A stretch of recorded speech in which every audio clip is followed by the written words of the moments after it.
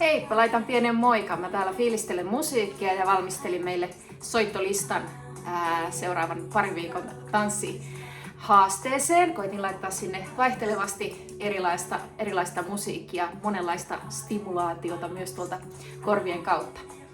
Ja nämä pätkät, nämä tanssihetket on siis yhdistelmä semmoista selkeää jotain yhteistä koreografiaa ja sitten vapaata liikettä. Eli saat ohjeistusta, mutta sitten saat myöskin koko ajan muokata siitä kokemuksesta semmoisen, kun sulle hyvältä tuntuu.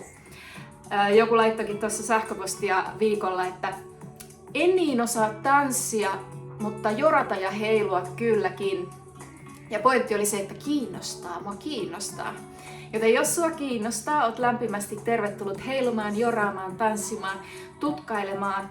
Ja hei, meitä on jo melkein 90 ilmoittautunutta, joten vielä mukaankin mahtuu, jos kiinnostaa, niin tervetuloa.